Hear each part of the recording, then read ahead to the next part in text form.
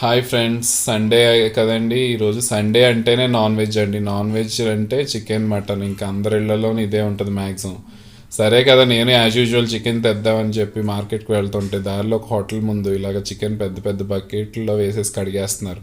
ఏంటంటే ఇక్కడ chicken curry famous అన్నారు. సరే కదా, మేము కూడా వీడియో తీసుకుంటామని అడిగితే సరే తీసుకోండి, మమ్మల్ని డిస్టర్బ్ చేయకండి అన్నారు. సరే అలా చేస్తున్నారని చూస్తే వీళ్ళు గ్యాస్ పైన కాకుండా సిటీలోనే ఇలా కట్టెలపై పెట్టి శుభ్రంగా కొబ్బరి చెప్పులు అవన్నీ వేసి బాగా ఫైర్ పెట్టి బాగా కుక్ చేస్తున్నారండి. ఇలాగా పెద్ద గిన్నె పెట్టారు. గిన్నెలో ఏంటంటే ఫుల్గా ఆయిల్ వేసేసారండి. 2-3 ప్యాకెట్స్ ఆఫ్ ఆయిల్ వేసారు. ఇంత ఆయిల్ ఎందుకు వేస్తున్నారని అడిగితే నాన్ వెజ్ కంటే ఆయిల్ ఉంటేనే బాగుంటుందంటండి. సో ఏంటంటే ఇప్పుడు అంటే హెల్త్ కాన్షియస్ వచ్చినాయి, కానీ వెనకైతే అసలు ఫస్ట్ నుంచి అయితే అందరూ ఎక్కువ ఆయిల్సే వాడేవారు కదా. ఆయిల్ ఎక్కువ వేసి వండిన కూరలు చాలా టేస్టీగా కూడా ఉంటాయి. ఇది కూడా ఫస్ట్ 2-3 ప్యాకెట్స్ అన్నాను కదా, ఇదిగో ఒక ప్యాకెట్ చింపాడు, మళ్ళీ ఇంకో ప్యాకెట్ చింపాడు, ఇలా వేసాడండి. ఇప్పుడు ఏం చేస్తాడో చూద్దాం. మీరు ఏం చేస్తున్నాడంటే కొంచెం ఆయిల్ బాగా కాగాక అందులో కొత్తిమీర, పుదీనా, పచ్చిమిరపకాయలు వాష్ చేసుకుని అందులో వేసేసి ఉల్లిపాయలు కూడా వేసాడండి. ఉల్లిపాయలు కూడా వేసేసేసి బాగా ఫ్రై చేస్తున్నాడండి. ఎంతమంది ఇలా కట్టెల పొయ్యి మీద వండి చికెన్ తినడం అంటే ఇష్టం, కొంచెం లైక్ చేయండి. ఇప్పుడు ఆనియన్స్ కూడా ఫ్రై అయ్యాక ఒక బకెట్తో అల్లం వెల్లుల్లి పేస్ట్ తెచ్చుకున్నాను. ఇదిగోండి, ఆ గరిటతో వేసినట్టే ఉన్నాడు, తిప్పినట్టే ఉన్నాడండి. ఈ త్రూ అవుట్ ద ప్రాసెస్ ఏంటంటే ఒక ఇద్దరు మనుషులు ఉన్నారు. ఒక అతను కుక్ చేస్తూ ఉంటే ఒక అతను గరిట పెట్టి తిప్పినట్టే ఉన్నాడండి. ఎందుకంటే ఇది హ్యూజ్ క్వాంటిటీతో వండుతున్నారు కదా చికెన్.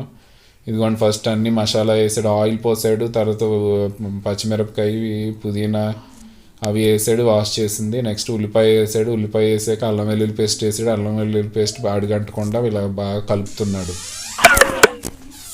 చూడండి, గ్రేవీ మొత్తం బాగా అల్లం వెల్లుల్లి పేస్ట్ అంతా బాగా ఉడికే వరకు కలిపాక కారం తెచ్చేసాడండి.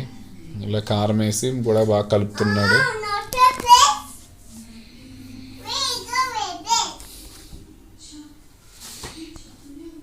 ఇప్పుడు ఏం చేశాడంటే అండి, కొంచెం పుదీనా, పచ్చిమిరపకాయ, కొత్తిమీర కూడా కొంచెం పేస్ట్ చేసి కూడా పేస్ట్ వేస్తున్నాడండి.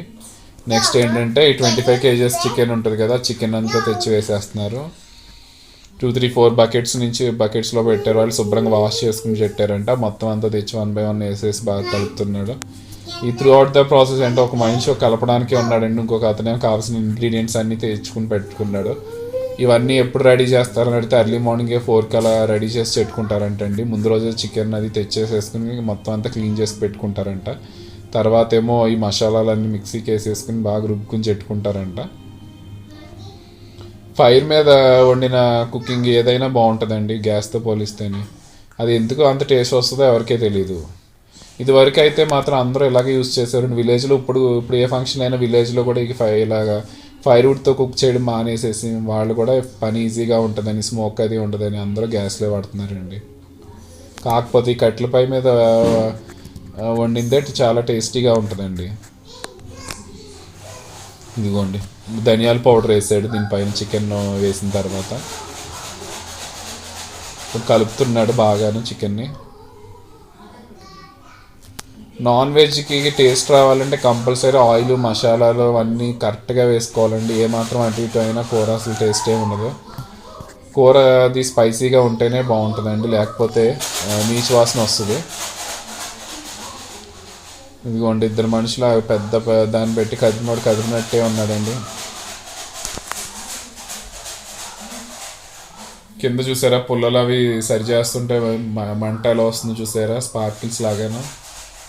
ఈ జనరేషన్ వాళ్ళు ఇవన్నీ మిస్ అవుతారండి. మనమైతే మన చిన్నప్పుడు విలేజెస్లో గట్రా ఉండి ఇవన్నీ చూసుంటాం. మన పిల్లలు అయితే ఇప్పుడు అందరూ సిటీలో ఉంటున్నారు. ఈ టైప్ ఆఫ్ కుకింగ్ అంతా వాళ్ళకి కొత్తగానే ఉంటుంది.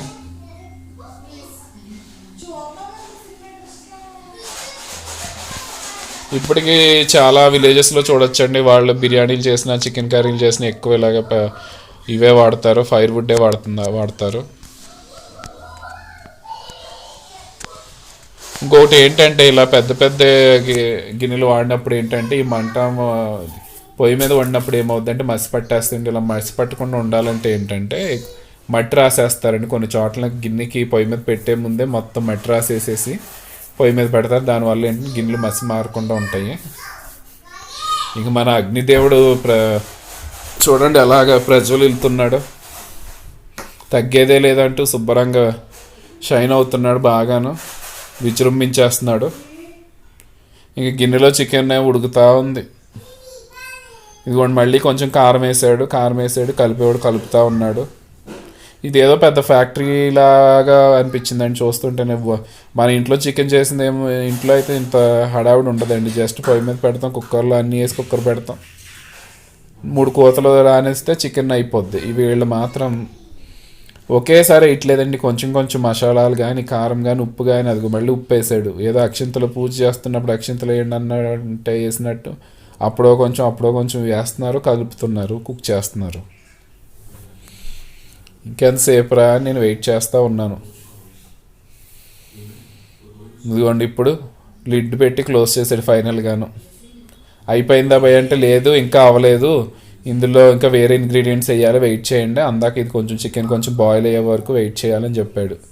సరే ఏమి ఇంగ్రీడియంట్స్ వేస్తాడా అని ఇంకా నేను వెయిట్ చేస్తున్నాను. మామూలుగా మన రెగ్యులర్ చికెన్ కర్రీ అంటే ఉల్లిపాయ పచ్చిమిరపకాయ వేస్తాం, అల్లం వెల్లుల్లి పేస్ట్ వేసి చికెన్ వేసి ఉప్పు కారం ధనియాల పొడి గరం మసాలా పొడి వేస్తాం అంతే, ఇంకేం వేయం కదా. వీడేదో ఇంగ్రీడియంట్ అన్నాడు, ఏమి ఇంగ్రీడియంట్ వేస్తాడో చూడాలి. ఇదిగోండి చికెన్ కొంచెం కుక్ అయింది, ఇప్పుడు చూడాలి ఏ ఇంగ్రీడియంట్స్ తెచ్చేస్తాడు. ఒక అతను అయితే లోపలికి వెళ్ళాడండి, ఏం తెస్తాడని చూస్తున్నాను నేను కూడా. ఈ లోపు ఇంకొక అతను తిప్పుతా ఉన్నాడండి. ఒక మనిషి అయితే ఓన్లీ డెడికేటెడ్ ఫర్ స్టిర్రింగ్ అన్నట్టు కలపడానికే ఉన్నాడండి. కలిపినోడు కలిపినట్టే ఉన్నాడు. కారం తెచ్చేసాడండి.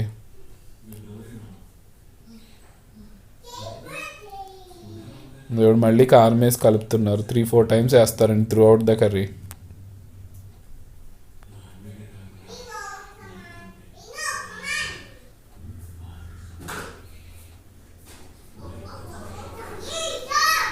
మళ్ళీ తెచ్చేసాడు.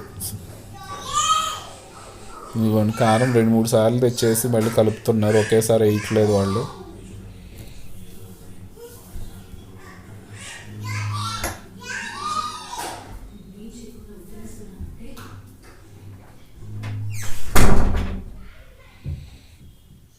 ఏదో మట్టి తవ్వుతున్నాడు కింద ఉన్న చికెన్ పైకి, పైన ఉన్న చికెన్ కిందకి, అలాగే చూడండి.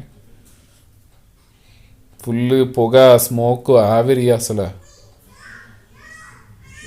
ఆ వేడిలో కూడా వాళ్ళు అసలు ఎంజాయ్ చేస్తూ కుక్ చేస్తున్నారండి. ఎందుకంటే వాళ్ళ డ్యూటీయే అది కదా, వాళ్ళ వర్క్ ఈజ్ వర్షిప్ అన్నట్టు వాళ్ళ డ్యూటీ వాళ్ళు ఫాలో అవుతున్నారు. అప్పుడే కదా రిజల్ట్, అన్నీ కరెక్ట్గా ఫాలో అయితేనే కదా రిజల్ట్ కూడా కరెక్ట్గా ఉంటుంది. ఇదిగో మళ్ళీ ఉప్పు తెచ్చేసాడు. ఇదిగోండి ఆయిల్లో బాగా మగ్గుతున్నాయండి చికెన్ ముక్కలు, కింద నుంచి అగ్ని రవ్వలో ఎగిసి పడుతున్నాయి. మళ్ళీ మూత పెడుతున్నాడు. ఇదిగోండి ఈలోపు ముక్కలు ఉడికినాయో లేవో వేరే అతను వచ్చి అడిగాడు, చెక్ చేయడానికి పంపించాడు. మళ్ళీ మూత పెట్టి బాగా దమ్ము పట్టిస్తున్నాడు. ఇదిగోండి మూత తీయగానే చూడండి ఎలా ఉడికిపోతుందో, ఎలా మరిగిపోతుందో. అసలు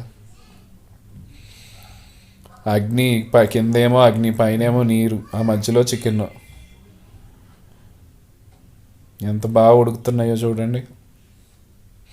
ఇదిగోండి ఫైనల్గా కూర దగ్గరికి వచ్చింది. ఇప్పుడు తెచ్చాడండి అసలైన ఇంగ్రీడియంట్. 3 బకెట్లలో ఏకంగా పేస్టులు తెచ్చి పోసేస్తున్నాడు. ఏంటి భయ్య ఇదంటే, ఇది పుచ్చపప్పు, ఎండు కొబ్బరి, నెక్స్ట్ టమాటోలలో గసగసాలు, కొంచెం జీడిపప్పు, ఇవన్నీ వేసి అంటండి బాగా పేస్ట్ చేసి ఉంచుతారంటండి. ఈ పేస్ట్ వల్ల గ్రేవీ వస్తుందంటండి, అది వాళ్ళ ఇంగ్రీడియంట్. మనమైతే ఈ గ్రేవీస్ అయితే పెద్ద వాడం కదండి మన సైడ్, గోదావరి సైడ్. వీళ్ళు మాత్రం ఈ గ్రేవీ ఇదంతా చూడండి. ఇప్పుడు అన్నీ వేసేసరికి సాంబార్ లాగా రెడీ అయిపోయింది. ఏంటి భయ్య చికెన్ కర్రీ లాగా లిక్విడ్ లాగా అయిపోయిందంటే, లేదు ఇది ఇక్కడ ఇదే స్పెషల్, మేము గ్రేవీ లాగానే చేస్తాము. ఎందుకంటే ఇక్కడ చికెన్ బగారాతో తింటారు, రాగి ముద్దతో తింటారు, రోటీలు పరోటాలతో కూడా తింటారు కదా. ఒక కర్రీ ఒకటే, కానీ ఇంగ్రీడియంట్స్ సర్వ్ చేసేది వేరే వేరే డిషెస్తో సర్వ్ చేస్తాం, దానికి ఇదే కాంబినేషన్ బాగుంటుంది అన్నారు. ఇదిగోండి ఇప్పుడు సాంబార్ లాగా మారిన చికెన్ కర్రీ, ఇదైతే లిక్విడైజ్డ్ ఫామ్లోనే ఉంటుందంటండి. నెక్స్ట్ ఏం చేస్తున్నారంటే, ఒక అతను వచ్చి చుట్టూను ఈ గిన్నెకి చుట్టూ అంటుకున్న మసాలా అంతా క్లీన్ చేసేస్తున్నాడు. ఎందుకు చేస్తున్నారు అలా అని అడిగితే, అది కుకింగ్ చేసేటప్పుడు అలాగే ఉంచితే అంటే చుట్టూ బ్లాక్గా మాడిపోద్ది అంటండి. అందుకని అలా ఉండకుండా ఉండడానికి ఏం చేస్తున్నాడంటే, ఒక మనిషి వచ్చి మొత్తం ఈ సైడ్ అంటుకున్నదంతా వాటర్తో క్లీన్ చేసేస్తున్నాడు. ఎక్కువ క్వాంటిటీ కదండి, ఇది ఆల్మోస్ట్ 25 కిలోస్ అంట. అందుకని చెప్పి ఎక్కువ క్వాంటిటీలో చేస్తున్నారంట. ఈ టిప్స్ అన్నీ ఫాలో అవుతారంట వాళ్ళు.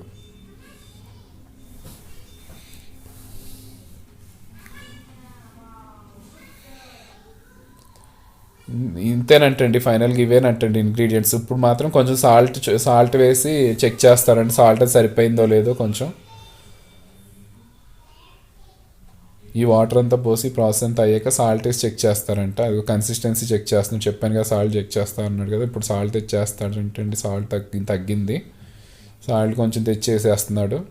ప్లస్ ఏంటంటే కూర కూడా కొంచెం ఆయిలీగా లేదంట, అందుకని ఆయిల్ కూడా వేస్తానన్నాడు. మనమైతే ఒకేసారి స్టార్టింగ్లో వేస్తాం, వీళ్ళు అన్ని ingredients through out the process అలాగే చేస్తున్నారండి. ముందు కొంచెం కారం వేస్తున్నారు, మళ్ళీ తిప్పుతున్నారు, కుక్ చేస్తున్నారు, మళ్ళీ సాల్ట్ వేస్తున్నారు, మళ్ళీ ఉప్పు వేస్తున్నారు, మళ్ళీ ఇవన్నీ ఇదిగోండి ఆయిల్ తెచ్చేస్తున్నాడు మళ్ళీ. ఒక్కొక్కసారి గ్రేవీ కూరలో ఏంటంటే ఆయిల్ వేసింది సరిగ్గా లేకపోతేనంటే ఇలా ట్రై చేస్తారంటే, ముందు తక్కువ ఆయిల్ వేసినప్పుడు ఏంటంటే గ్రేవీ కర్రీస్ అంటే ఎక్కువ ఆయిల్ కూడా కనపడతా ఉండాలండి, అప్పుడే టేస్టీగా ఉంటుందంట. సో కుకింగ్ అంతా రెడీ అయిపోయేసరికి పైకి ఆయిల్ తేలాలి. ఒక్కోసారి ఏంటంటే ఆయిల్ తక్కువ ఉంటే ఆ కన్సిస్టెన్సీ రాదు, అందుకని ఏం చేస్తారంటే ఇట్లా బాగా మరిగిపోయాక కూడా కొంచెం ఆయిల్ వేస్తారంట. అందుకని అతను వేసాడు మళ్ళీని. ఇదిగోండి బాగా మరుగుతుంది. ఇప్పుడు మళ్ళీ క్లోజ్ చేసేసి బాగా దమ్ పెట్టించారు. ఇదిగోండి చెప్పాను కదా ఆయిల్ వేయడం మర్చిపోయాడు అన్నాను, మళ్ళీ ఆయిల్ తెచ్చేసాడు. ఇంకా ఫైనల్గా మూత పెట్టేసేసి ఒక 10 నిమిషాలు ఉడికిచ్చారండి. ఉడికేస్తే ఇదిగోండి గుమ్మగుమ్మలాడే చికెన్ రెడీ అయిపోయింది.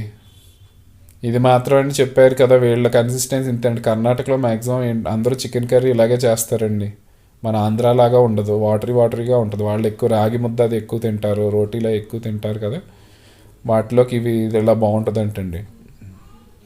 ఈ వీడియో కనుక నచ్చితే లైక్ చేయండి, షేర్ చేయండి, సబ్స్క్రైబ్ చేయండి. ఇంక ఈ వీడియోలో పడి నేను చికెన్ తేవడం మర్చిపోయాను, ఇంక నా పని నేను చూసుకుంటానండి. Bye, thanks for watching. ఇంకా రెడీ అయిపోయింది కదా, వాళ్ళు దింపేస్తున్నారు, కిందకి దింపేసేసి చిన్న చిన్న బౌల్లో తీసుకుని సర్వ్ చేస్తారంటండి.